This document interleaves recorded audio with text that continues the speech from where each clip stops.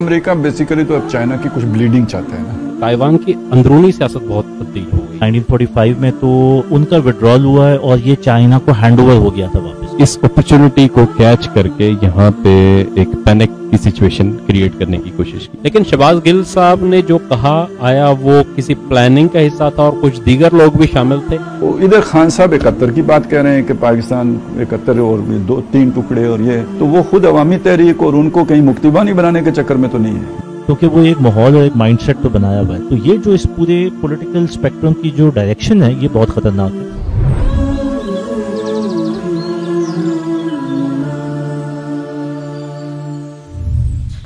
बिस्मिल्लाहिर्रहमानिर्रहीम। इस हफ्ते खासे वाक़यात हो गए, बड़ी टेंशन बनी चाइना ताइवान की। और फिर यह है कि हमारे यहाँ कश्मीर मकबूजा कश्मीर में एक अरसे के बाद फिर एक ऐसा वाक़या हुआ कि जिसे तकरीबन 4 साल के बाद इस नौइयत का वाक़या समझा जा रहा है, जिसमें 4 शायद उनके भारतीय फ़ौजी मारे गए। और इधर हमारे वेस्टर्न बॉर्डर के ऊपर भी बड़ी दिलचस्प सूरत हाल पैदा हो रही है। तालिबान सर्दियों की तरह वापस आ रहे हैं, विंटर इज़ बैक, तो तालिबान भी वापस आ रहे हैं। और यहाँ पे भी कोई इस तरह का इनकाउंटर हुआ है और कुछ मेजर साहब किसी की और कुछ डीएसपी साहब की जो है ना वो भी वीडियोस आई हैं। तो दूसरी तरफ हमारी सियासी हंगामा खेजियाँ अपनी तरफ हैं, यानी वो भी जारी हो सारी हैं। शहबाज गिल साहब जो है ना वो गिरफ़्तार हो गए, जेल पहुंच गए और माशी सतह पर कुछ शायद बेहतरी आई है, पहले से कुछ डॉलर नीचे आए हैं। तो ये सारी चीज़ें हैं जो जिन पर जो है गुफ्तगू करने की ज़रूरत है। तो शुरू अंदर से करें या बाहर से करें, ताइवान वाले इशू से शुरू करें या कश्मीर वाले इशू से शुरू करें या फिर सवाद चलें। तो मेरा ख्याल ये है कि ताइवान ही से चलते हैं, ताइवान से शुरू ताइवान से चलते हैं। ठीक है ठीक है। अच्छा सर, ताइवान वाला जो मामला है ये असल में अगर आप देखें तो ये साउथ चाइना सी का डिस्प्यूट है, जो बड़ा पुराना डिस्प्यूट चला आ रहा है। और उसको जो हवा दी गई वो स्टेट्स वुमेन जो पुलेंस्की हैं उनका एक विज़िट था यहाँ पे, जिसमें आप कह लें कि ज़रा चाइनीज़ साइड पे भी एप्रीहेंशन ज़्यादा इन्फ्लेट हुई हैं। लेकिन असल बात देखने की है, हमने पहले भी बात की है कि पोलराइजेशन तो हो रही है, 2 पावर सेंटर्स दुनिया में क्रिएट हो रहे हैं, अमेरिका और चाइना। तो उस कॉन्टेक्स्ट में अगर आप देखें तो ये भी एक फ्रंट तो अपनी जगह बिल्डअप हो रहा है। कहने वाले यानी ताइवान की आज़ाद हैसियत को चाइना तस्लीम नहीं करता सर, इसका एक बिल्कुल माजी है, ठीक है ना। तो वहाँ पे जब एक दूसरे मुल्क का वज़ीर ख़ारजा आता है तो वो चाइना को खलेगा। तो ये गोया एक तरह से अमेरिका ने ताइवान से एक ऐसी शरारत करवाई सही कि चाइना जो है ना उसके नतीजे में गुस्से में आए और कुछ ऐसा करे कि वो फंस जाए जाके ताइवान में, जैसे रूस आके अफ़गानिस्तान में फंसा था, या इससे मिलती जुलती कोशिश थी। बिल्कुल ऐसी है सर। देखिए, कॉन्फ्लिक्ट अगर क्रिएट करने का कोई जवाज़ बनाना है तो ये एक बहुत अच्छा जवाज़ है।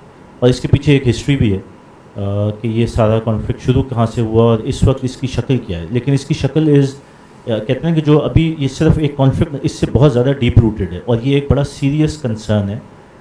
जो एनालिस्ट देख रहे हैं वो ये कह रहे हैं कि ये एक नई कोल्ड वॉर का स्टार्ट है और this can potentially lead to world war 3। ये मतलब इस वक्त जो आपके डिफेंस एनालिस्ट हैं वो इसको इस तनाजुर में असेस कर रहे हैं। लेकिन ज़ाहिर है इसकी पे हिस्ट्री भी है और एक इस वक्त की जो सिचुएशन जो किसी वक्त भी फ्लैश पॉइंट बन सकती है। तो इस पे आगे बात कर लेंगे। अब मैं तो आप भी शायद कुछ कह रहे थे। मैं मतलब इसमें 2 चीज़ें इसमें ऐड करना चाह रहा था। एक तो ये है कि ये 25 साल बाद हाई प्रोफाइल विज़िट था। वो इससे 25 साल जो है पहले हुआ था और उसके बाद ये दूसरा था। ये दरमियान में कोई अमेरिकन जो है, जब ये पॉलिसी शिफ्ट आया था अमेरिका का, जब ताइवान से उन्होंने पार्ट्स लेके चाइना को दी थी और ताइवान की खुद जो प्रोटेक्शन है उसका ज़िम्मा उठाया था ताइवान एक्ट के थ्रू अमेरिका ने, तो उसके बाद से ये रिलेशंस खासे हो गए थे, मतलब लो प्रोफाइल पे चले गए थे। उनके ऑफिशियल विज़िट्स तो होते रहे लेकिन बड़ा हाई प्रोफाइल विज़िट कोई नहीं हुआ था।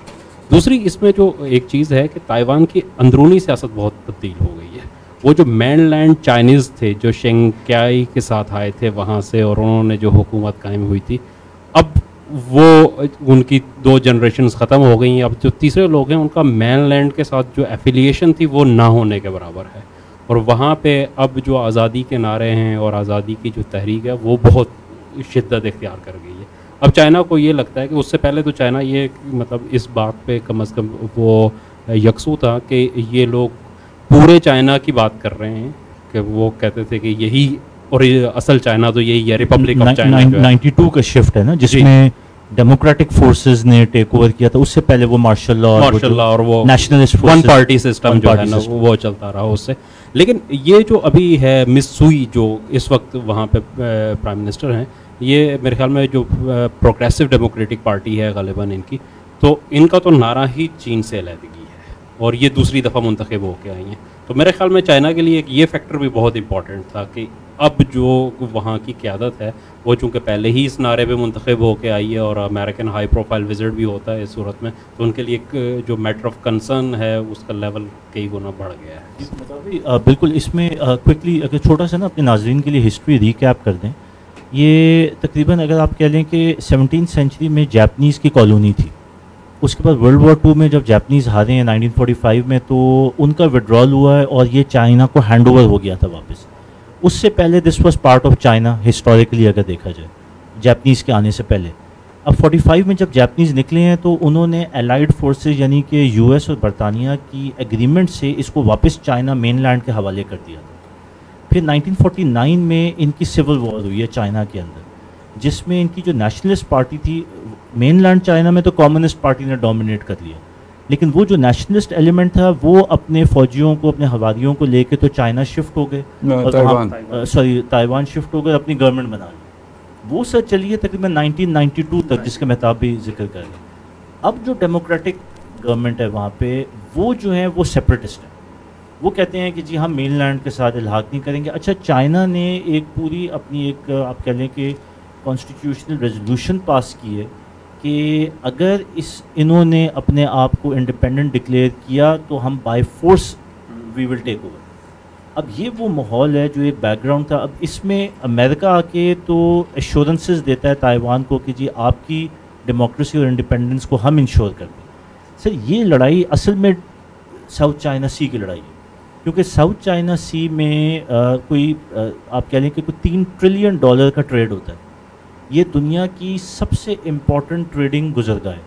उसके बाद यहाँ पे बहुत ज़्यादा मिकदार में ऑयल और गैस रिजर्व्स मौजूद हैं। अच्छा, इसके क्लेमेंट्स बाकी मुल्क भी हैं, लेकिन वो छोटे छोटे मुल्क हैं। तो अमेरिका इसको इन्फ्लेट करता है इस सिचुएशन को कि जी चाइना की डोमिनेंस ना हो। तो लड़ाई असल में अगर बुनियादी तौर पे देखें तो वही 2 सुपर पावर्स की, लेकिन चाइना से जो उसका मिलिट्री बिल्डअप है पिछले कोई 20-25 साल में, वो ये सिग्निफाई करता है कि चाइना इस पे से बैक ऑफ नहीं होगा। ये उतना ही इम्पॉर्टेंट है जितना सीपैक चाइना के लिए इम्पॉर्टेंट है अपना एशिया में ट्रेड रूट क्रिएट करने।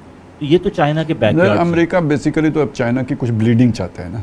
यस, वो चाहता है उसका कुछ खर्चे हों, कुछ मतलब ये इस तरह का हो, या इंगेज हो जाए, इंगेज हो कहीं, क्योंकि वो उसके लिए एक वो माशी जिन बनता जा रहा है, तो वो उसे कहीं दाएं बाएं लगाना चाहता है। अब ये देखें चाइना क्या करता है, तो ये तो उसे गुस्सा दिलाने की कोशिश थी। अभी सर जो मिलिट्री एक्सरसाइजेस की हैं तो ये मतलब आप कह लें कि ज़ाहिर थ्रेट है।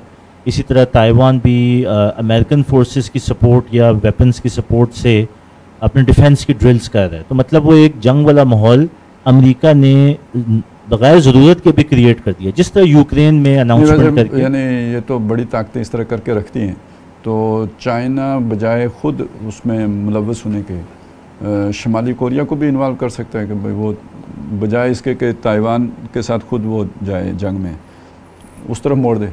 सर नॉर्थ कोरिया वाला मामला जो है ना, वो थोड़ा सा साउथ कोरिया, जापान और उस कॉन्टेक्स्ट में आ जाता है। वो थोड़ा सा रीजन साइड पे हो। ये तो बिल्कुल चाइना का बैकयार्ड है, और चाइना को अपना ट्रेडिंग रूट या अपना असर रसूख अगर क्रिएट करना है कि मैं एक नई सुपर पावर हूँ, तो इसको तो उसने सिक्योर करना है।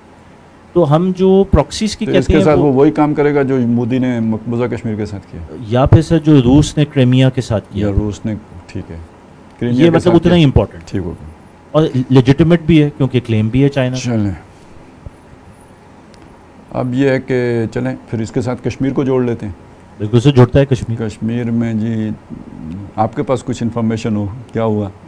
जी खालिद साहब, ये ज़िला राजौरी के अंदर एक अटैक हुआ है और ये आर्मी का कैंप था, उसके ऊपर 2 लोग मुसल्ला जो लोग थे वो आए और रात के अंधेरे का फ़ायदा उठाते हुए वो कैंप के अंदर दाखिल हो गए। उन्होंने वहाँ फायरिंग शुरू कर दी और फिर 3 घंटे तक वो मुकाबला जारी रहा। अच्छा। 3 घंटे के बाद जब उनको उसमें बेशुमार क्लेम्स हैं, एक क्लेम तो ये भी है कि उन्होंने ख़ुद को गोली मारी है, जो इंडियन आर्मी का अपना क्लेम किया है उन्होंने कि वो उनकी गोलियों से नहीं मरे, बल्कि उन्होंने कहा कि उन्होंने खुद सुसाइड किया है वहाँ पे। और दूसरे भी हैं कि पहला बल्कि जो क्लेम आया था वो ये था कि वो बाढ़ पार करने की कोशिश की गई है तो वहीं पे जो मारे गए है वो मारे गए। लेकिन आहिस्ता आहिस्ता फिर वो होता ये कि ख़बरें आना शुरू हुई, जब अंदर कैजुअल्टीज़ 4 लोग इंडियन आर्मी के उसमें अब तक की इतलात के मुताबिक मारे गए हैं और तकरीबन 7-8 के करीब ज़ख्मी हैं, जिसमें से कि 4 शदीद ज़ख्मी हैं, जिसमें एक मेजर रैंक के एक ऑफिसर भी शामिल हैं। तो ये बहुत सजवाल आखिरी कैंप था, वो भी इसी रीजन में ही था, लेकिन जो क्या कहते हैं कि जिसके बाद से कोई इस किस्म का अटैक नहीं हुआ था। राह चलते हुए अम्बुश हो जाते थे किसी जगह आर्मी के ऊपर या चंद लोगों को टारगेट किया जाता था, लेकिन इस तरह कैंप के अंदर घुस के ये 4 साल बाद पहला अटैक है। इसमें दूसरी चीज़ ये है कि ये पीर पंजाल रीजन में हुआ है और जम्मू सेक्टर के अंदर हुआ है, कश्मीर में नहीं हुआ। तो इसकी एक इम्पॉर्टेंस ये भी है कि जिस एरिया को वो सिक्योर समझते थे वहाँ पे इस किस्म का हुआ। और दूसरी सबसे बड़ी चीज़ ये है कि तवील अरसे से सीज़ फायर है और ख़ुद इंडियंस ये बात कह रहे थे, बड़े खुल के कह रहे थे कि अब जो है वो इंसर्जेंसी जो पाकिस्तान की तरफ से होती थी, क्रॉस बॉर्डर जो टेररिज्म जिसको वो कहते थे, तो वो अब उसकी कोई शक्ल नहीं है। और ये मुकामी लोग हैं, मुकामी लोगों ने किया और इसका भी इल्ज़ाम उन्होंने लश्कर तैयबा के ऊपर दिया है, लेकिन वो कह रहे हैं कि ये लोकल एलिमेंट था लश्कर तैयबा का। और पिछले दिनों शायद एक ख़बर हमारे नाजरीन ने भी देखी होगी और आपकी नज़र से भी गुजरी हो कि एक फ़र्द को उन्होंने गिरफ़्तार हुआ है इंडिया के अंदर, जो बीजेपी का सोशल मीडिया जो कोऑर्डिनेटर था। और जब वो गिरफ़्तार हुआ तो उसके बाद पता चला कि वो लश्कर तैयबा के साथ तवील अरसे से मुंसलिक है और उनका बहुत बड़ा रैकेट चला रहा है, जो उन्हीं की एजेंसीज़ की रिपोर्ट थी। लेकिन फ्रंट के ऊपर वो डेजिग्नेटेड सोशल मीडिया कोऑर्डिनेटर था बीजेपी का। तो इस सूरत हाल ने खासा चकरा के रख दिया है कि वहाँ पे जो इंसर्जेंसी और काउंटर इंसर्जेंसी के जितने भी फोर्सेस काम कर रही थी उनके लिए, जैसे हमें वो तालिबान वाली जो मालूमात आती थी तो हमें चकरा देती थी कहाँ से लोग निकल के आ रहे हैं और किस तरीके से हो रहा है। तो इस एक तो जो इनके बड़े क्लेम थे पिछले 3 साल में, चूँकि जो गुज़श्ता प्रोग्राम में हमने डिस्कस किया था कि 5 अगस्त के बाद से जो 2019 में इन्होंने किया था इकदाम, तो ये कह रहे थे कि अब तो हो जाएगी, पिछली जो हुकूमतों की सारी पॉलिसी थी वो फ्लॉप थी, अब हम नई पॉलिसी लेके आएंगे। तो एक तो उस पॉलिसी ने कुछ भी नहीं किया, आज तक प्रैक्टिकली कहीं नहीं हुआ। वाहिद इनके पास क्लेम ये था कि अब बड़े अटैक नहीं हो रहे, तो इस बड़े अटैक ने उस क्लेम को भी गलत साबित कर दिया और वहाँ पे वो जो घूम के फिर उसी नुक्ते पे पहुँच गई जहाँ से सफ़र का आगाज़ हुआ था, कि जहाँ इंसर्जेंसी भी थी, जहाँ पे पंडित जो थे उनके लिए भी महफूज नहीं था, जहाँ इंडियंस जो आने वाले हैं बाहर से कश्मीर वो उनके लिए भी महफूज नहीं था, आज फिर दोबारा उसी मकाम पे खड़ा है।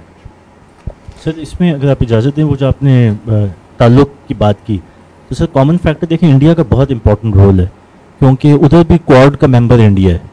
तो चाइना को के रास्ता रोकने के लिए या हालात को डिस्टेबलाइज करने के लिए इंडिया को एक रोल दिया गया है और अमेरिका ने दिया है। तो जाहिर है पे चाइना भी तो कुछ ना कुछ उसको काउंटर करने के लिए इकदाम उठाएगा।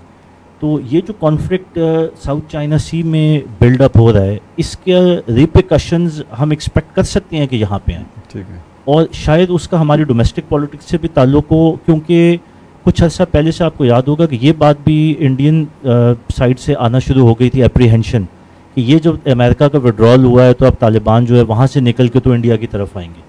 तो मतलब ये कुछ ना कुछ हम ताने बाने जोड़ सकते हैं कि इस रीजन में अगर आग लगाना मकसूद है चाइना कंटेनमेंट के उसमें, तो ये फिर सारी चीज़ें लिंकअप होती हैं आपस में। अच्छा, मैं खालिद साहब एक चीज़ और कैवान भाई ने नुक्ता उठाया तो मेरे जहन में आया कि ये भी बड़ा डिस्कस हो रहा है कि ये जो ताइवान वाला पूरा इशू था, इसके अंदर इंडिया जो है वो हैरत अंगेज़ तौर पे मुकम्मल खामोश रहा। एक लफ्ज़ जो है किसी इंडियन स्टेटमेंट में नहीं आया ताइवान के पूरे इशू के ये ऊपर। मेसने वाली खामोशी तो नहीं है? नहीं, मेसने जैसे ये मतलब इंडिया के अंदर द हिंदू उनका एक बड़ा मशहूर अखबार है, उसका एक आर्टिकल मैं देख रहा था, गालिबन परसों छपा है वहाँ पे। उन्होंने ये कहा कि चाइना जो लाइन ऑफ एक्चुअल कंट्रोल है उसके नेगोशिएशन के फेज़ में है वहाँ पे चाइना के साथ। तो इंडिया नहीं चाहता कि वो कर सके इस मौके पे कोई ऐसी चीज़ हो जाए जो उसके, बल्कि उन्होंने बड़ी दिलचस्प बात कही कि दुनिया में हमेशा जो इंडिपेंडेंट रहना चाहते हैं जो मुल्क, तो कॉन्फ्लिक्ट के अंदर कहते हैं कि दोनों फ्रीकैन से जो है ना वो सुलह और सफाई की अपीलें करते हैं। तो इंडिया ने वो भी नहीं की इसके अंदर, उन्होंने टोटली जो है अपने आप को बिल्कुल साइड लाइन रखा इस पूरे इशू के ऊपर, जिसमें ज़ाहिर है चाइना वो फ्रीक है जिसके India containment of China policy का सबसे बड़ा हथियार है वेस्ट का, उसने किया। और इसकी एक और जो है वो भी इंडियन ऑथर हैं, उन्होंने ये कहा कि जो बीजेपी की हुकूमत है वो बहुत खौफज़दा महसूस हो रही है चाइना की मिलिट्री पावर से, और उसका खौफज़दा इस सेंस पे नहीं है कि चाइना क्या और इंडिया को मुकाबला नहीं है, बल्कि गालवान वैली में जो हुआ और इस तरह का आइंदा कोई मार्का हो तो उसमें जो शिकस्त का तासुर अगर उभरे इंडिया के लिए, तो वो डोमेस्टिक जो उनकी सियासत है वो उसको मैं बीजेपी का, चूँकि बड़ा अपने आप को मैस्कुलर उन्होंने शो किया और पूरी दुनिया के अंदर, तो अब वो उस अपने ट्रैप में खुद आ गए हैं। उनके लिए ये बड़ा मुश्किल है कि वो किसी जगह पे कोई कह जो है ना कोई मार्का शुरू हो जाए और उसमें उन्हें वापस विड्रॉ करना पड़ जाए, तो उनके साथ वही सूरत होगी जो 1962 में नेहरू के साथ हुई थी कि उसकी पूरी सियासत ख़त्म हो गई थी इंडिया के अंदर। तो इस सूरत हाल ने इतना खौफज़दा कर दिया है कि अब वो जो उनका डिप्लोमेटिक एक उनका रोल होना चाहिए वो उसको भी अदा करने से कासिर है। मतलब अभी देखें ना कि यही वो मौके होते हैं जब फॉल्स फ्लैग ऑपरेशन होते हैं, एक तीसरी कुव्वत आके कोई ऐसा इवेंट कर देती है और इस तरह का मुल्क जो है वो धक्के से मैदान में आ जाता है। तो कॉन्फ्लिक्ट्स इसी तरह ही तो शुरू होता है। तो मतलब वल्लो आलम, लेकिन ये माहौल तो बन रहा है। तो इर्द गिर्द की तो सूरत हाल ये हो गई। वैसे तो इर्द गिर्द में अफ़गानिस्तान भी आते हैं, वहाँ भी ड्रोन अटैक्स फिर से शुरू हो गए हैं, लेकिन चलें उसकी तरफ अगर वक्त हुआ तो आखिर में देखेंगे। तो अपनी माशी सूरत हाल पूछिए कि उधर से चलते हैं ना। अफगानिस्तान का आपने नाम लिया, तो अफगानिस्तान का वो 1 साल भी कंप्लीट हुआ तालिबान गवर्नमेंट का, तो उसके ऊपर भी कुछ हम चाहेंगे कि मेहताब भाई में थोड़ा सा अगर वक्त मिले तो वो आउटलुक दे सकें। एक खित्ते में जो डेवलपमेंट हुई है पाकिस्तान के साथ साथ वो ये है कि बांग्लादेश के बारे में जो आमतौर पे ये कहा जाता था और ये न्यूज़ में भी देखते थे, फिगर्स भी देखते थे कि एक्सपोर्ट्स उनकी बहुत अच्छी हो रही हैं, इकोनॉमी जो है वो सस्टेन कर रही है, अच्छे लेवल पे आ रही है। लेकिन ये है कि हैरत अंगेज़ तौर पे आप देखते हैं कि इन्हीं दिनों में बांग्लादेश ने भी IMF से रिक्वेस्ट की है लोन के लिए, और ये है कि वो IMF के अंदर जा रहे हैं। तो जब डीप डाउन जाके इसको देखते हैं तो वहाँ पे भी जो हसीना वाजिद की गवर्नमेंट है उन्होंने जो इकदामात किए हैं वो मोर और लेस इस तरह के हैं कि जो रिजीम पाकिस्तान के अंदर एक फोर्स्ड रिजीम लाई गई थी पिछले 3-4 साल में, तो वो एक अरसे से चल रही थी, और उसके अंदर ये है कि एक नो अकाउंटेबिलिटी सिस्टम था। जब नो अकाउंटेबिलिटी सिस्टम होता है तो चंद लोग जो होते हैं वो अपनी अंपायर्स बिल्डअप कर रहे होते हैं अंदरूने मुल्क से ज़्यादा बैरूने मुल्क, और इसमें फिर काफ़ी खबरें हैं आजकल के जो उनके चीफ ऑफ आर्मी स्टाफ हैं उन्होंने इस वक्त ताइवान के अंदर जो मेजर होटल्स हैं बड़े बड़े तकरीबन वो सारे के सारे वो ख़रीद चुके हैं। ताइवान में खरीदे हैं? ताइवान के अंदर मतलब अभी बहुत पीछे हैं, मतलब चीज़ें पापा जॉन्स नहीं मना बेचारे।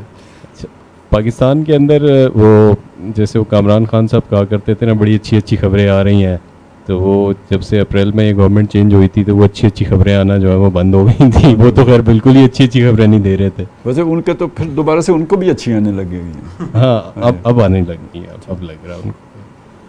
तो जो सूरत हाल चल रही थी पाकिस्तान के लिए, हर साल ये होता है कि मई और जून का महीना काफ़ी टफ होता है। इसके अंदर इन्होंने जो ऑयल की इंपोर्ट्स करनी होती हैं वो ज़्यादा करनी होती हैं, कीपिंग इन व्यू के आगे जो है वो विंटर्स आ रहे होते हैं, और उससे पहले पहले उनको ऑयल का एक स्टॉक अपना रखना होता है ताकि ये कि वो इंडस्ट्री और जो लोकल कंजम्पशन है उसको वो लेके चल सकें। तो हर साल डॉलर के ऊपर भी इन्हीं दिनों में प्रेशर आता है, और जो फ्यूल प्राइसेस हैं उसके ऊपर भी प्रेशर आता है। ये हिस्ट्री है एक पाकिस्तान के अंदर।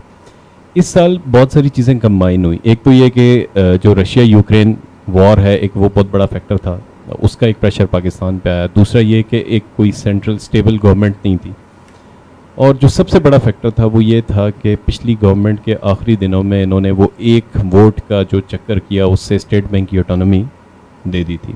तो स्टेट बैंक की ऑटोनॉमी देने से हुआ ये कि जो आपकी दो चीज़ें इकोनॉमी को मेनली लीड कर रही होती हैं, एक आपकी करेंसी की स्टेबिलिटी, दूसरा आपका जो पॉलिसी रेट होता है, यानी इंडस्ट्री को आपके बैंक्स जो है वो जिस रेट के ऊपर लोन देते हैं। अब ये दोनों चीज़ें जो हैं वो स्टेट बैंक के किरदार से निकल गई। यानी है तो सही, रिस्पॉन्सिबिलिटी स्टेट बैंक की है, लेकिन ये है कि पहले यही स्टेट बैंक जो था वो गवर्नमेंट ऑफ पाकिस्तान के अंडर था, और गवर्नमेंट ऑफ पाकिस्तान पूछ सकती थी स्टेट बैंक को कि ये दोनों काम क्यों नहीं हो रहे। यानी अगर रुपी जो है वो डिवैल्यू हो रहा है तो क्यों हो रहा है, इसको रोकें। अब गवर्नमेंट नहीं कह सकती। आपका जो पॉलिसी रेट है वो फ्लक्चुएट करके अचानक आप 7 से 13% पे ले जाते हैं, तो ये गवर्नमेंट इसके अंदर कुछ कर नहीं सकती, पूछ नहीं सकती कि इतना ज़्यादा जो आप ले जाएंगे तो कॉस्ट ऑफ डूइंग बिजनेस इतना बढ़ जाएगी तो इकोनॉमी तो स्लो डाउन हो जाएगी। तो ये मेजर एक फैक्टर आया जिसकी वजह से जो आपने ऑयल की पेमेंट्स करनी थी, बड़ी पेमेंट्स, वो जून और जुलाई के महीने में की हैं, जिसकी वजह से एकदम से वो फॉल डाउन आया, डॉलर के जो रिजर्व्स थे वो नीचे गए।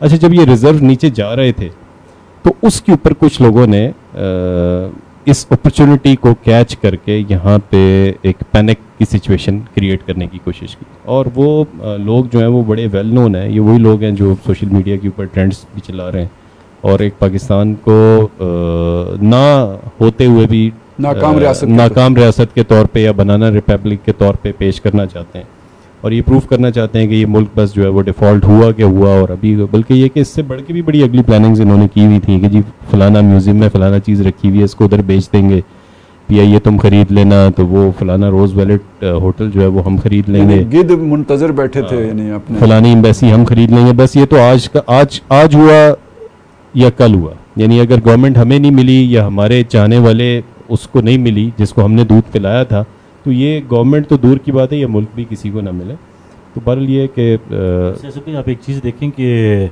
उस सिनारियो में भी इस बैठक में हमने बात की थी कि पाकिस्तान में ये जो मंजरनामा है ये रियलिस्टिक नहीं है, असल में पोटेंशियल बहुत है हमारा, लेकिन ये हमारे ऊपर थोपा जा रहा है। एग्जैक्टली।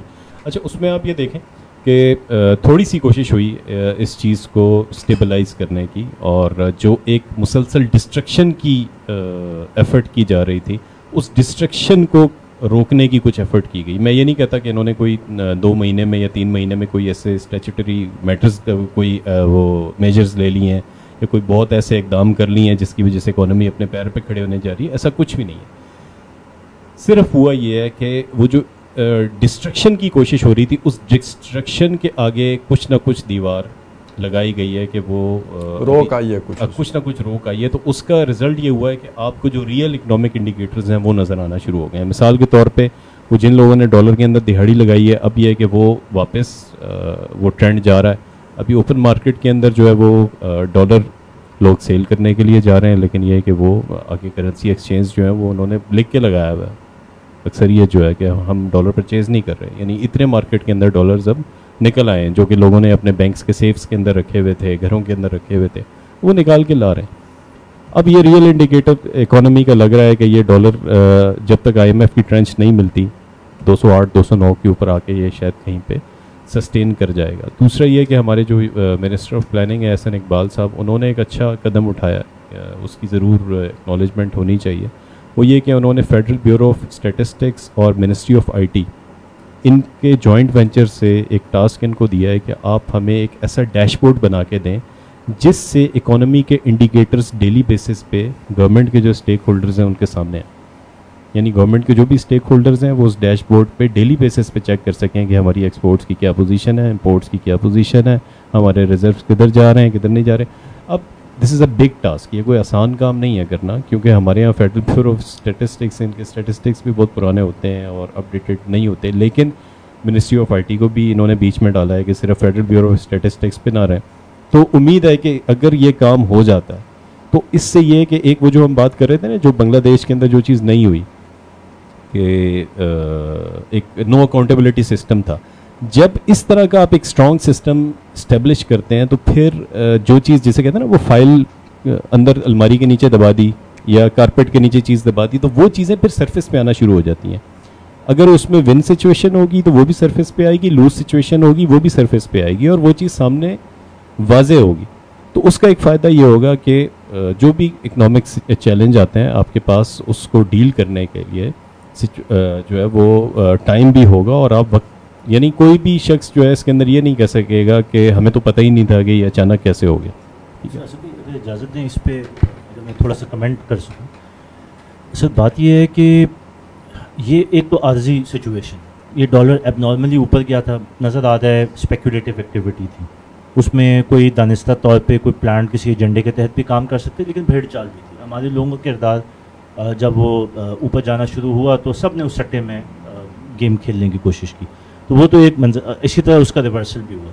लेकिन सर बात यह है कि रियल इकोनॉमी की सिचुएशन कितनी ड्रामेटिकली चेंज हुई है, ये असल में सवाल है।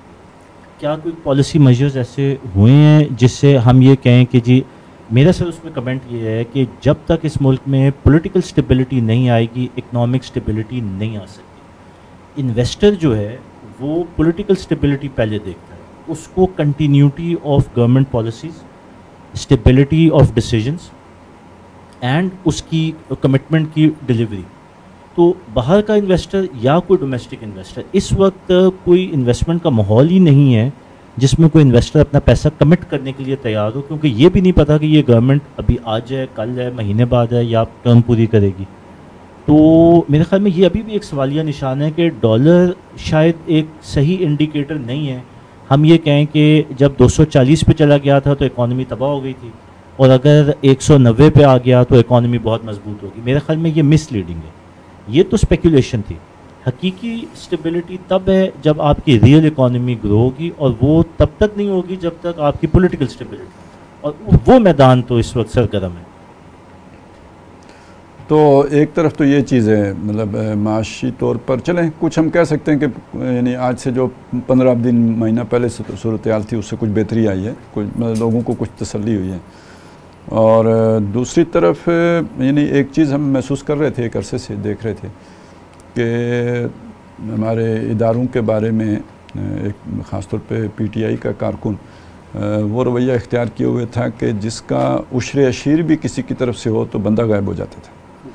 यानी मामूली सी आपने इशारतन भी बात की तो बंदा ख़तरे में आ गया, और वो धड़ल्ले से भी करें और मतलब कई महीना ट्रेंड पे रखें और नीचे ही ना आने दें उसे, और गालम गलोच और खुली नंगी गालियाँ और कुछ भी ना हो, तो वो उससे फिर एक लाडला होने का तस्वुर उभर आया था।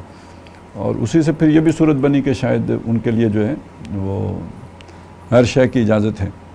लेकिन फिर अचानक एक ट्विस्ट आया और एक कोई बयान जो 10-15 मिनट का था कोई शहबाज गिल साहब का ARY पे, और उस पर एकदम रिएक्शन आया और पूरी रियासत जैसे बिल्ली झपटती है चूहे के ऊपर, तो इस तरह मतलब हाल हो गई।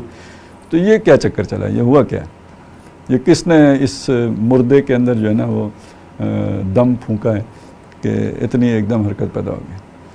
खालिद साहब आपने बिल्कुल दुरुस्त कहा कि सूरत हाल तो यही थी कि गालियों से कोई असर नहीं हो रहा था। गालिब के बहुत कुछ था जी, मतलब गालियाँ क्या है, हर तरह की बात है, मीर जाफ़र, मीर सादक, ये तो मतलब आखिरी बात जो है। सर वो लाडलेपन में तो फिर अदलिया भी थी ना, उनकी तरफ से भी तो एक हमदर्दाना रवैया था। सब एक इदारा नहीं था, मतलब ये तो एक पूरा रुझान था।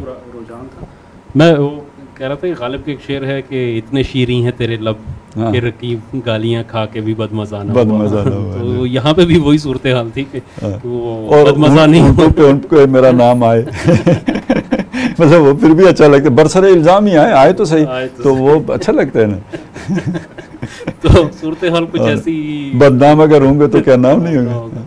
रोमांस जो है वो चलते चलते, लेकिन शहबाज गिल साहब ने जो किया वो मेरे ख्याल में कि रेड लाइन जो है वो, अगर जो भी आप मतलब जितनी भी टॉलरेंस दिखा दें तो वो होता है कि वो कहते हैं कि जब बिल्ली को भी अगर आप Enough is दीवार enough. से एनफ इज एनफ, जो बिल्ली को भी दीवार से लगा दें तो वो आखिर में झपट पड़ती है। तो यही काम इन्होंने किया, इनकी जो तकरीर नुमा जो सर इन्होंने वैसे किया। आप अगर देखें, ये तो इन्होंने चले शायद इससे कोई बड़ा सोचा हो, हमें नहीं पता ना, देखें हमारे पास ज़्यादा इन्फॉर्मेशन भी नहीं है। तो अगर आप पिछले 3-4 महीनों को देखें तो जो कुछ भी मुद्दा था वो यही था, जिनको इन्होंने अल्फाज की सूरत में बयान किया है शहबाज गिल ने, असल में वो सारी बातों का मतलब क्या था। मीर जाफ़र है तो मीर जाफ़र की सिपा तो मीर जाफ़र नहीं है ना, मीर जाफ़र है, तो गोया सिपा को कहा जा रहा है कि मीर जाफ़र से ये मीर जाफ़र है, पहचान लो। तो बातें तो ये सारी पहले भी यही थी, लेकिन पहले मेरे ख्याल में मुहावरों और इस्तारों की ज़ुबान में थी, तो हाँ, अब ये ज़रा जो है ना वो बड़ी खुल के जब उन्होंने कर दी तो फिर तो हो गया कि जब आप सीधा सीधा अगर ये कहें कि हुक्मदूली करो, जो ऑर्डर मिले उसे अपने कॉन्शियस के मुताबिक परखो और फिर उसमें ये एतराज़ लगाओ और उसके बाद सोचो कि तुमने अमल करना है या नहीं करना, तो फिर तो कोई बाकी कुछ नहीं बचता। तो इसके ये ऊपर तो मतलब बगावत के इक्विवेलेंट ही बात जाती है ना। बिल्कुल ऐसे ही है कि उसको किया गया। अच्छा, फिर उसमें भी बड़ी अजीब सी बात जो इस स्पेसिफिक केस में देखने में आई, मुझे बड़ी हैरत है कि शहबाज गिल साहब का वो जो बीपर था बेसिकली उन्होंने किया, उसके ऊपर जो केस बना था वो ये था कि शहबाज गिल साहब ने जो वो पढ़ा है, वो लिखा हुआ था, वो कहीं बनाया गया, उसके बाद कुछ लोगों ने उसकी मंजूरी दी और फिर उसके बाद उन्होंने वो ARY से भी शेयर हुआ। और ये चीज़ तो हमने देखी, मतलब इसमें देखें एक चीज़ में बड़े क्लियर, चूँकि मीडिया से ताल्लुक़ की बुनियाद पे जो क्लैरिफिकेशन ARY दे रहा है वो सरासर गलत है कि जी हमें पता नहीं था कि वो क्या करेंगे, अचानक से आके हम किसी का माइंड तो नहीं पढ़ सकते। एक पिमरा की डायरेक्शन है कि आपने डिले के साथ चलाना है, वो 5 सेकंड 4 सेकंड 7 सेकंड का डिले लाजमी होता है। और जब डिले अगर कोई फ़र्क करता है, कोई ऐसी बात करता है, तो प्रोड्यूसर के पास स्विच होता है जिसको उसने प्रेस करना है और उसके बाद वो उसकी बात वहाँ से हज़फ हो जाएगी, उसके ऊपर पहले से कुछ स्लाइड्स कुछ चीज़ें बना के रखी होती हैं वो चलना शुरू हो जाएंगी और उसके बाद उसे नॉर्मलाइज कर दिया जाएगा। अगर ये चीज़ भी ना हो, मतलब हमने वो वक्त भी देखा जब ये डिले नहीं होता था, तो उस सूरत में क्या आता है कि जो एंकर्स बैठते थे ये उनकी रिस्पॉन्सिबिलिटी होती थी कि वो कोई ऐसी बात किसी को नहीं करना, अगर वो कर रहा है तो उसे इंटरप्ट करेंगे, उसे करेंगे, अगर वो करेगा तो उसका इस दौरान जो प्रोड्यूसर है वो माइक्स ऑफ कर देगा और वो आगे जो है ना वो प्रोग्राम नहीं चलेगा। लेकिन ये हमने देखा कि यहाँ तो शहबाज गिल साहब पूरे 15 मिनट मुसलसल बोलते रहे और जो 3 एंकर्स वहाँ बैठे हुए थे, जिसमें एक तो खातून थी उस प्रोग्राम की एंकर, एक ब्यूरो नमाज जुमा के जो है ना वो सामईन बन के बैठे होते और जी जी जी जी उसकी तायीद कर रहे थे। तो ऐसा नहीं होता टेलीविजन ट्रांसमिशन के अंदर, ऐसा कभी नहीं होता कि किसी बंदे ने कोई बात की है, एक तो कर सकता है, हो जाता है कि ये कई दफ़ा हमने देखा कि कोई लोग वल्गर गुफ्तगू भी शुरू की, लोगों ने गाली भी दी, लेकिन मेरा नहीं ख्याल कि शायद एक आध दफ़ा के अलावा मैंने किसी भी टीवी चैनल पे देखा हो कि वो चीज़ ऑन एयर चली गई हो, वो वहीं से कट हो गई। और वो अक्सर देखा होगा आपने, टूंग की आवाज़ आती है और वो ख़त्म कर दिया जाता है उससे। तो यहाँ पे एक तो बात ये है कि ARY की जो क्लैरिफिकेशन है वो तो सरासर गलत है। अच्छा, दूसरा, शहबाज गिल साहब जब गिरफ़्तार हुए तो उसमें भी बड़ी दिलचस्प सी बात है कि PTI ने कहा कि उनको ऊपर तशद्दुद हुआ, उनको मारा पीटा गया, उनके ड्राइवर की 2 वीडियोस आई, एक इमरान खान साहब ने शेयर की और एक PTI के ऑफिशियल अकाउंट से शेयर हुई। जो इमरान खान साहब के अकाउंट से शेयर हुई उसमें उनका ड्राइवर खड़ा है और वो बता रहा है कि मुझे यहाँ पे भी चोट लगी है, मेरी कपड़े फटे हुए हैं, उसकी कमीज़ फटी हुई है और उसमें हाथ में मोबाइल पकड़ा हुआ है, वो नॉर्मल है। जो PTI के ऑफिशियल अकाउंट से शेयर हुई तो उसके बाद उसकी जो क्या कहते हैं बाजू बंदी हुई है और उसके ऊपर उसी तरीके से पट्टी बंदी हुई है जैसे परवेज इलाही साहब की उस पट्टी का नाम ही हम आज के बाद परवेज इलाही पट्टी। अच्छा, एक तीसरी तस्वीर भी आई है जिसको PTI ने जारी किया कि यहाँ ड्राइवर आके बता रहा है, इमरान खान साहब को ब्रीफिंग दे रहा है कि हुआ क्या है। अच्छा, उसमें मज़े की बात यह है कि उसमें पट्टी है लेकिन कमीज़ नहीं फटी हुई। तो ये तीन उसके तस्वीर। वर्जन्स जो है ना वो इसमें सामने। इसका मतलब ये है कि वो जो पहली तस्वीर है ना जी। वो है जिसमें कमीज भी फटी हुई जी। है और हाथ भी दोनों चल रहे हैं। चल रहा है। दूसरी तस्वीर वो है जिसमें कमीज फटी हुई है और हाथ पे पट्टी हो गई है, यानी तरतीब यूँ बनती है। और फिर उसके बाद उसने वो बटन शटन बंद किए हैं और फिर खान साहब के सामने मतलब इंसान बन के पेश हुए, तो वो उसमें वो पट्टी बाकी है, पट्टी बाकी है। हाँ जी।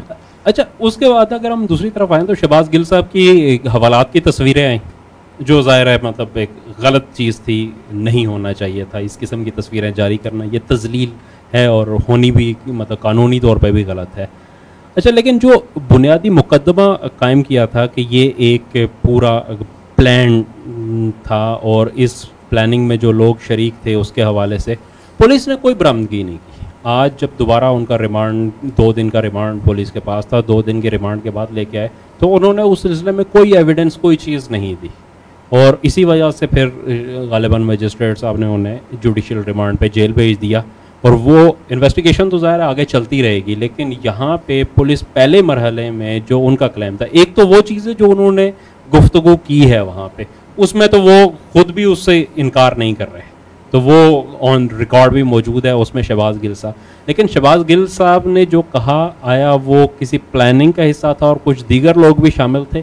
पहले मरहले में आज तक की जो इन्वेस्टिगेशन थी उसमें ये चीज़ पुलिस इस्टेब्लिश करने में नाकाम रही है। अब देखें इसके बाद होता क्या है, वो तो आगे चलेगी तो फिर ये हमारे सामने आएगा। लेकिन एक थोड़ी सी जो है ना इसके अंदर अनयूजुअल चीज़ जो नज़र आ रही है वो ये कि पुलिस कुछ गैर ज़रूरी एक्सप्लेनेशंस दे रही है। जैसे ट्विटर अकाउंट अगर आप देखें ना इस्लामाबाद पुलिस का, तो वो हर 2 घंटे बाद अपडेट देते हैं कि जनाब हमने मेडिकल करा लिया, इनका मेडिकल बिल्कुल ठीक आया है, कहीं निशान नहीं है जिस्म पे। फिर 2 घंटे बाद अपडेट होते हैं कि जी हमने इनको बड़े अच्छे तरीके से रखा हुआ है, तफ्तीश जो है वो आइन के मुताबिक कर रहे हैं, कोई हुकूक की पामाली नहीं हो रही। तो ये आज से पहले पुलिस को कभी ज़रूरत पेश नहीं आई, तो ये थोड़ा सा एक अनयूजुअल इंडिकेटर। यानी आप कहना चाह रहे हैं कि वो लाडले वाला स्टेटस अभी भी बरकरार है?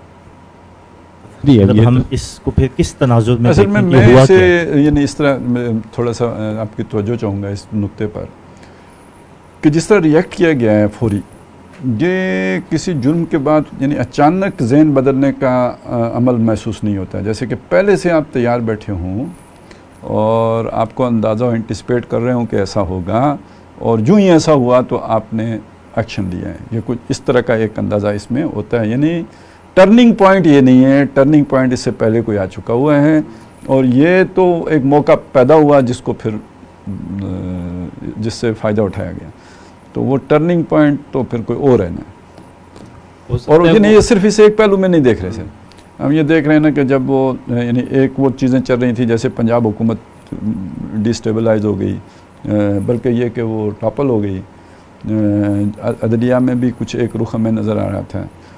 तो फिर उसके बाद हमने देखा कि यानी सिर्फ ये एक वाक़या नहीं है, बहुत सारे वाक़यात हैं जिससे चीज़ें मतलब एक रुख से दूसरे रुख की तरफ स्विंग होती हुई नज़र आ रही हैं। तो वो कौन सा पॉइंट है जिसे हम कहें कि ये टर्निंग पॉइंट बना है? सर वैसे इस को हम जोड़ सकते हैं जो इससे पहले आपने भी एक मंजर कशी की है कि ये जो एक तसलसल बिल्ड हो रहा है इसके मंतकी अंजाम ये भी हो सकता है कि सारी डेमोक्रेटिक पार्टीज़ जो हैं वो पिक्चर से आउट हो जाए और एक नया सेटअप आए, एक नए शायद कॉन्स्टिट्यूशन के साथ, जिसको आपने कहा कि पॉसिबली टेक्नोक्रेट्स की गवर्नमेंट भी हो सकती है। तो क्या ये सिलसिला पोटेंशियली उस तरफ तो नहीं जा रहा कि ऐसे इवेंट्स क्रिएट करके सबको डिस्क्रेडिट करें और फिर सारी पॉलिटिकल पार्टीज़ को फिर एक कश्ती में बॉर्डर के दूसरी तरफ खड़ा करें और बॉर्डर के इस तरफ फिर हमारा इदारा और उसकी कुछ सेलेक्टेड गवर्नमेंट बनी हुई हो और फिर शायद ये एक फ्लैश पॉइंट क्रिएट करने का जवाब बने? तो क्या ये उस तरफ तो नहीं चीज़ें जा रही? देखें, मुझे इसमें ये जो ज़्यादा महसूस हुआ है, ये वल्लाह आलम, आप भी देख लें कि जो बलूचिस्तान के हेलीकॉप्टर का हादसा हुआ है उस पे जो रवैया आया है तो उसने एक पैनिक क्रिएट किया है और उसका रिएक्शन भी जैसे आना चाहिए था वैसा आया है। ISPR ने बाकायदा उसके ऊपर जी देखिए, एक चीज़ नेचुरली हो रही होती है ना, उसका पता लग रहा होता है। सिर्फ यही नहीं हुआ, बहुत बड़ी बात है, बहुत बड़ी बात है कि आप प्रेसिडेंट से कहें कि जी आपके लिए हालात साजगार नहीं होंगे, कुछ भी आप ना आए तो मुनासिब है, ठीक है ना। तो ये बहुत वाज़े पैगाम है। उसके बाद आपने देखा होगा हवाइयाँ पहले ही उड़ गई थी। वो जगह अगर उस तरफ की आप एतमाद को देखें तो वो उसका शिराजा बिखरा हुआ उससे पहले ही नज़र आ रहा है। और ये असल में वो एक जो होता है ना, एक कुर्बानी का बकरा बनाए गए हैं कि ज़रा चलें टेस्ट ही कर लेते हैं कि क्या होते हैं। वो जैसे वो फ्लाइटेड गेंद नहीं कराते कि जी चलें विकेट बाई करते हैं, तो वो अब्दुल कादिर की गोली थी जो शहबाज गिल को इस्तेमाल किया गया, वो बेचारा वो फंस गया। अब उसको कोई यानी अभी तो कुछ थोड़ा सा हौसला पकड़ा होगा शायद, अब जो ज़माने तो यानी वो चलें जुडिशल रिमांड पे चले गए। उस बंदे को कोई खाना देने भी नहीं आया, उसे कोई कपड़े का जोड़ा देने भी नहीं आया। उसकी जब अदालत में पेशी थी तो कोई पार्टी मेंबर मिलने के लिए नहीं आया। तो इस तो नहीं, वो तो उसका एक रद्द-ए-अमल आया है, तो उसके नतीजे में फिर लोगों ने जो है ना वो की है इस तरह की बात। दूसरी पेशी पे गए, पहली पेशी पे कोई नहीं गया। तो ये उस जो वास्तबाख्ती थी उसकी अलामत है कि वो इसकी तवक्को नहीं कर रहे थे कि इतना शदीद रद्द-ए-अमल आएगा। तो उन्होंने ये एक गुगली डाली थी और उसको जनाब विमन रिचर्ड ने उठा के बाहर फेंक दिया। अच्छा खालिद साहब, इसमें कुछ चीज़ें और भी बड़ी मज़ेदार। इमरान खान साहब ने इसके बाद जो प्रेस कॉन्फ्रेंस की तो उन्होंने वीडियो क्लिप्स चलाए कि फलां भी ये कहता रहा, फलां भी ये कहता रहा। ये कोई जवाब है? अच्छा, और एक तो ये ज़ाहिर है बहुत बचगाना हरकत है कि आप कहें कि फलां ने भी किया था, फलां ने भी किया था। ये भी उसी आवाज़ बाख्ता होने की आवाज़ बाख्ता होने की। और मज़े की बात यह है कि खान साहब के अपने क्लिप्स भी मौजूद हैं जो इनसे कई गुना ज़्यादा शदीद हैं। हाँ। तो अगर आप ये बात कहें कि उनको पकड़ें तो फिर इसका मतलब है खान साहब खुद को भी पेश कर रहे हैं कि भाई मुझे भी पकड़ें। जो बातें खान साहब ने की हुई हैं वो तो किसी और ने नहीं की। मतलब जो हमारे यहाँ मोस्टली तनकीद जो फ़ौज पे होती रही है वो 2-3 चीज़ों के ऊपर रही है। एक तो ये है कि फ़ौज के सियासी किरदार को हमेशा से जो तनकीद का निशाना बनाया जाता रहा है। फ़ौज के जो कारोबारी प्रोजेक्ट्स हैं उनके ऊपर बहुत ज़्यादा तनकीद होती रही। और तीसरी जो चीज़ थी वो इस पे होती रही कि जो फ़ौजी अफसरान रिटायरमेंट के बाद या रिटायरमेंट से पहले सिविल इदारों के अंदर आके दोबारा से नौकरी करते हैं उसको तनकीद का निशाना बनाया जाता है। इसके अलावा जो भी तनकीद हुई है वो अफराद पे हुई है, बहैसियत इदारा कभी नहीं हुई। तो मतलब खुद नवाज शरीफ साहब ने पिछले दिनों में जितने भी वो किया था तो उसमें वो मेरे ख्याल में लोगों के नाम लेने के साथ साथ भी वो अपने आप को जो है ना बैलेंस करते रहे कि इंस्टीट्यूशन से हमारी जो है ना वो है। तो ये तो सरासर एक मुख्तलिफ सिनेरियो था जो अब बिल्डअप हुआ इसके ऊपर यहाँ आके कि अब तो फौज के अंदर कोई ट्रांसफर होती है तो जो मतलब जो बड़ी गेम है ना उसमें तो अब फौज के लिए ये चीज़ें होंगी और ज़ाहिर अंदर के लोग इस्तेमाल होंगे। वो तो ज़ाहिर है अगर मोदी बयान देगा तो उससे तो कोई फ़र्क नहीं पड़ेगा और अगर अमेरिका से कोई बयान देगा तो उससे कोई फ़र्क नहीं, अंदर से तो लोग वो करेंगे।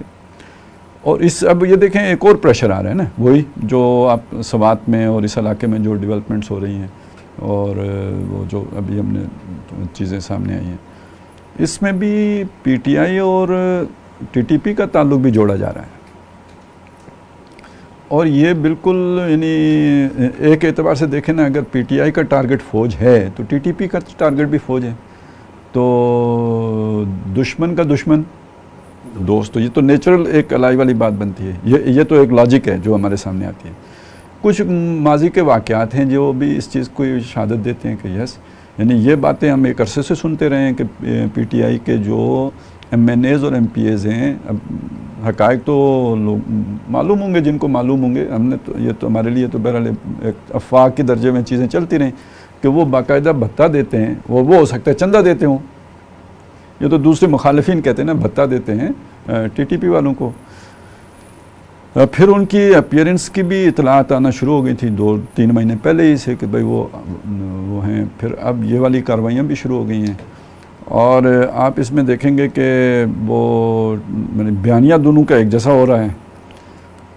यानी वो इधर खान साहब 71 की बात कह रहे हैं कि पाकिस्तान 71 और भी 2-3 टुकड़े और ये, तो वो खुद अवामी तहरीक और उनको कहीं मुक्तिबानी बनाने के चक्कर में तो नहीं है। यानी रोल है ना, एक मिलिटेंट का रोल होता है, एक पॉलिटिशियन का रोल होता है। जो 71 में हमने देखा कि मिलिटेंट का रोल जो है मुक्तिबानी का था और जो एक उस चीज़ को एक अवामी तहरीक का अंदाज़ जो दे रहे थे वो शेख मुजीब थे अवामी लीग की सूरत में।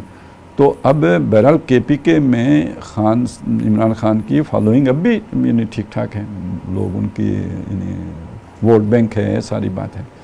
और साथ अगर वो मिलिटेंसी भी आ गई वापस तो फ़ौज के लिए ज़्यादा मुश्किल नहीं पैदा हो जाएंगी। सर अगर दुश्मन के जाविये से देखें तो ये तो एक परफेक्ट सिनारियो है जिसमें वो चाहते हैं कि पाकिस्तान आए। अच्छा, एक बात मेरी रह गई, एक एंगल बताना जी, कि ये बातें हमने 2007-8 में सुनना शुरू की थी कि जी अमेरिका अफ़गानिस्तान के मसले का भी ये हल सोच रहा है कि पर्शियन जो है ना हिस्सा उसे अलहदा कर दिया जाए, जो फ़ारसी बोलने वाले हैं, और जो पख्तून बोलने वाले हैं उनको अलहदा करके और पाकिस्तानी पख्तून बर्ड मिला के ग्रेटर पख्तूनिस्तान बना दिया जाए। और एक तो ये चीज़ हमने अफ़गान हल के एतबार से सुनी थी, और दूसरा इस एतबार से सुना था कि जी पाकिस्तान की भी बल्कनाइजेशन के प्रोग्राम, नया जोग्राफिया, मशरक़ वस्ता का भी नया जोग्राफिया और इस ख़ित्ते का भी नया जोग्राफिया, उसमें कभी 4 हिस्से करने की बात आती थी, अब खान साहब 3 हिस्से करने की बात कर रहे हैं, 5 हिस्सों की बात एक दौर में चली थी। तो उसमें पहले वो डेट मुकर्रर हुई थी 2015, फिर 2020, अब 25 की बात सुन रहे हैं। तो इसको भी ज़रा साथ सामने रखें कि अमेरिकी मंसूबा भी तो है ना आखिर वो।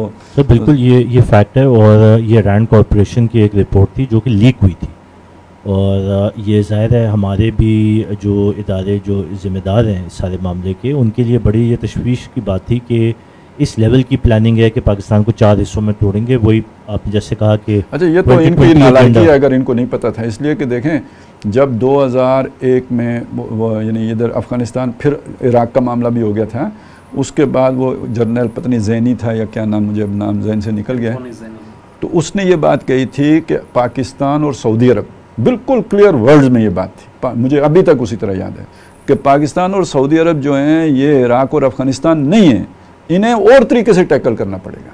तो इसका मतलब हदफ हैं, ये नहीं कि हम इनको यूं ही छोड़ देंगे, हदफ हैं। और हदफ क्या है? जो इराक़ के साथ किया, जो अफ़गानिस्तान के साथ, लेकिन तरीका मुख्तलिफ होगा। तो ये मतलब इनको वो दोस्ती के दिन थे, डॉलर आ रहे थे, तो शायद इसमें तो मेरे ख्याल में कोई डाउट नज़र ही नहीं आता कि दुश्मन कौन है और दुश्मन की साजिशें किस तरह चल रही हैं। और वो हमीद गुल वाली बात भी ज़हन में रखिए जी बिल्कुल, कि 9/11 बहाना, अफ़गानिस्तान ठिकाना और पाकिस्तान निशाना। अच्छा सर, जो बलूचिस्तान में सारी कार्रवाई हुई है उसमें ये नॉन फैक्ट है कि यही सारी एजेंसीज़ डिस्टेबलाइज़ करने के पीछे थी, और ये हम 10-15 साल से ये चीज़ मुसलसल सुन रहे हैं। अब सर बात ये है कि ये जो सारा माहौल है इस पे तो फिर ये चीज़ काफ़ी क्लियर होती है कि the target is Pakistan army and ultimately Pakistan, क्योंकि ये जो पूरा बयानिया बनाया जा रहा है जिसमें बगावत पे भी उकसाना, ये तो फ्रस्ट्रेशन थी ना कि आप डायरेक्ट खुल के आके बात करना शुरू हो गए, लेकिन किसी ने किसी स्टेज पे ये बात तो करनी थी, क्योंकि वो एक माहौल और एक माइंडसेट तो बनाया हुआ है। तो ये जो इस पूरे पॉलिटिकल स्पेक्ट्रम की जो डायरेक्शन है ये बहुत ख़तरनाक है इदारों के लिए भी। और असल में मैं वो जो जिसको टर्निंग पॉइंट कह रहा हूँ, तो कोई इस तरह की तो स्मेल नहीं हुई है इदारे के अंदर चीज़ें, यानी ये जो हम तो एक गस वर्किंग कर रहे हैं, तो वहाँ पे तो बड़ा इतलात का भी पूरा निज़ाम है। सर सवाल ये है कि फिर वो लाडले वाला स्टेटस एकदम कैसे चेंज होगी? नहीं, इसी तरह की कोई चीज़ मिल गई हो। वैसे एक चीज़ मैं और कमाल भाई कि क्या स्टेटस चेंज हुआ है? हाँ, ये अपनी जगह पे एक सवाल है। ये क्योंकि देखें जो शहबाज गिल साहब को जिस तरह एक मैजिस्ट्रेट ने आज जुडिशल किया, वो बड़ा हैरत अंगेज़ है। देखें यहाँ छोटे छोटे केसेस के अंदर लोगों को 4-4, 5-5 बार रिमांड दिया जाता है और वो हफ्तों पुलिस की कस्टडी में रहते हैं, और यहाँ तो एक पूरी लिस्ट है और सारे जो मतलब पाकिस्तान पिनल कोड के वो तमाम आर्टिकल्स जो एक्सट्रीम जिसके अंदर पनिशमेंट हो सकती है वो सारे के सारे लगे हुए हैं। और उसके 2 दिन के बाद ही एक और अच्छा उसकी मुद्दई भी स्टेट ऑफ पाकिस्तान है, रियासत पाकिस्तान, एक मजिस्ट्रेट की मुद्दईयत में ही वो केस दर्ज किया गया है। और उसमें 2 दिन बाद एक ड्यूटी मजिस्ट्रेट पुलिस को रिमांड देने से इनकार करता है और उनको जुडिशल भेज देता है, यानी कि वो कैपेबल हो गए हैं ज़मानत लेने के लिए। तो इसके बाद ये बात सवाल जो है वो बहरहाल सामने आता है कि क्या वाकई लाडले वाला स्टेटस ख़त्म हुआ है या अभी बरकरार है? ज़ाहिर है अगर अमेरिका भी इन्वॉल्व है तो फिर यह है कि यानी एक्टर्स तो मुख्तलिफ भी होते हैं ना, तो कभी दाएं कान में कोई वही आती है, कभी बाएं कान में कोई वही आती है, तो फिर फिर तो वो जो the real game is intact, ये इसका बिल्कुल पॉसिबिलिटी है जिसकी तरफ आपने मतलब इशारा किया। अगर वो इंटैक्ट है तो वो जो लाडली वाला स्टेटस था उसमें ये प्रोविज़न थी कि आप गालम गलोच करें, उसमें कहीं मिसफायर हो गया। मिसफायर के लिए डैमेज कंट्रोल करने का तरीका ये था कि एक बंदे की थोड़ी सी कुर्बानी दे दें, आर्जी कुर्बानी। लेकिन फिर ये है कि स्टेटस अगर बरकरार है तो ये पैसिफाई करने के लिए तो ये काम किया आपने कि रिएक्शन दिखाया आपने, लेकिन इसका मतलब है कि फिर things will go back to normal. लेकिन ये जो बैक टू नॉर्मल वाला है ये तो फिर एक बिगर एजेंडा ही अपनी जगह डिप्लॉय है। नहीं, नॉर्मल नहीं सर, असल में मसला ये है कि ये इस वक्त एक तरह से उनको बचाने की भी बात हो सकती है। वो लोग जिनका वो एसेट है नॉर्मल एज लाडले वाला स्टेटस नॉर्मल, मैं वो कह रहा हूँ कि बैक टू लाडला स्टेटस। सर वो मेरा ख्याल है कि बतौर इदारा वो अब स्टेटस कभी बहाल नहीं होगा, वो चीज़ तो ख़त्म हो गई है। लेकिन जिन्होंने लॉन्च किया है उनके लिए तो एसेट हैं, वो उसको प्रिजर्व रखने की अपनी हर मुमकिन कोशिश करेंगे, और जो भी उनके जहाँ जहाँ भी राब्त हो सकते होंगे फैसिलिटेशन वहाँ पे की जाएगी। तो बहरहाल ये तो चीज़ें आइंदा अनफोल्ड होती रहेंगी। एक होता है ना जो कलेक्टिव विल होती है, एक कलेक्टिव डिसीजन होता है, वो तो इदारों का मतलब वो हो जाता है और उसके बाद उसके अगेंस्ट नहीं जाया जा सकता। यानी ये कोई उस तरह की तो चीज़ होती नहीं कि एक आदमी ही हो, ठीक है हम समझते हैं कि एक आदमी होते हैं, लेकिन बहरहाल एक पूरा एक बॉडी और फिर उसकी एक कलेक्टिव थिंकिंग भी होती है, और जब एक परसेप्शन बन जाती है तो उस परसेप्शन के अगेंस्ट किसी बड़े बंदे के लिए भी जाना इतना मुमकिन नहीं रहता। और ये मतलब कुछ चीज़ें हुई हैं इस दौरान के जिसने एक परसेप्शन बनाई है, और वो उसकी वजह से ही ये सब कुछ थोड़ा बहुत भी अगर करना पड़ रहा है तो उसकी वजह से करना पड़ रहा है। तो वो परसेप्शन इतनी सी बात से बदल नहीं जाएगी। तो बहरहाल पाकिस्तान के लिए ख़तरात बहुत हैं, अभी कुछ ख़तरे से निकला नहीं है। वो जैसे डॉक्टर बताते हैं कि जी अभी आपका पेशेंट कुछ बेहतर हुआ है लेकिन ख़तरे से निकला नहीं है, तो ऐसी ही सूरत हाल है जिससे हम दो चार हैं। ख़ित्ते की सूरत हाल भी उसी रुख पे जा रही है। अगर आप अमेरिका चीन वाला वो जो हम थीसिस लेके चल रहे थे उसको भी देखें तो ये अब चीन के लिए भी अहम है और अमेरिका के लिए भी हमारा वो जो है ना वो है। कंटेनमेंट अगर चाइना की करनी है तो हमें डिस्टेबल करना होगा। तो ये सारी चीज़ें मिलके पाकिस्तान के लिए अगले 1-2 साल अभी ख़तरे से बाहर होने वाले नहीं हैं और बहुत बड़े बड़े ख़तरात हैं। अल्लाह ताला से दुआ है कि पाकिस्तान की हिफाजत फरमाए, और वो हिफाजत बहरहाल अगर वो अपने नज़रिए की तरफ लौट जाए तो एक झटके में सारे मसाइल हल हो सकते हैं। नहीं तो ये तो परेशानियाँ इसी तरह रहेंगी और मसाइल भी इसी तरह रहेंगे। तो अल्लाह ताला सबकी खैर करे, हिफ्ज़ व अमान में रखे। इंशाल्लाह अगले हफ्ते फिर बैठेंगे और जो भी खैर के इवेंट्स हुए उनको ज़ेर बहस लाएंगे, शर से अल्लाह ताला बचाए।